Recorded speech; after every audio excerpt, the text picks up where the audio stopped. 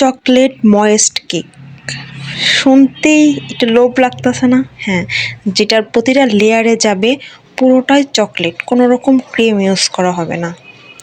এটাই সেই chocolate moist cake, যেটা বাটার দিয়ে তৈরি করা হয়। আর এটা স্পঞ্জ কেকের থেকে একদমই ভিন্ন। আর এটার প্রতিটা লেয়ারে পুরোটাই চকলেট দেওয়া যাবে।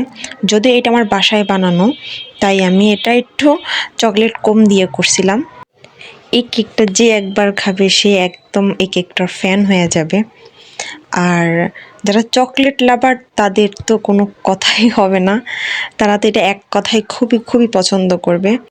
যত ভালো ক্রিম, যত ভালো চকলেট, যত ভালো কোকো পাউডার ইউজ করা যায়, ততই কেকের মানটা অনেক অনেক ভালো লাগে। মানে কেকটা বানানোর পর এর টেস্টটাই একদম চেঞ্জ হয়ে যায়। যদি আপনি নর্মাল কিছু দিয়ে করতে চান, আসলে ওরকম টেস্টটা আসলে আপনি পাবেন না। ভালো কিছুর জন্য ভালো কিছু ইউজ করতেই হবে, এটাই আসলে স্বাভাবিক। আমরা কেন জানি এই জিনিসগুলো বোঝার চেষ্টা করি না। আমি বেসিক্যালি মনে করি অবশ্যই মানুষকে ভালো জিনিস সৎভাবে ব্যবসা করলে আল্লাহ আমার জন্য ভালো কিছু রাখবে। আমি চেষ্টা করি আপনাদের জন্য ভালো কিছু দেওয়ার, এখনও যেটা আছে।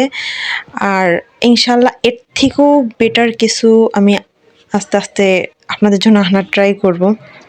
আমি শেয়ার করব যে আমি কি চকলেট ইউজ করি, কি কোকো পাউডার ইউজ করি, এছাড়াও আর কি বাটার ইউজ করি। অবশ্যই অবশ্যই সব কিছু শেয়ার করব, আপনাদের জানার অধিকার আছে আসলে আমি আমার কেকের ভিতরে কী ধরনের জিনিস ইউজ করে থাকি, এর মানগুলা কী রকমের, ভালো বলে আপনাদের খারাপ কোনো কিছু দিচ্ছি কি না, সব কিছুই আমি আস্তে আস্তে আপনাদের সাথে শেয়ার করব।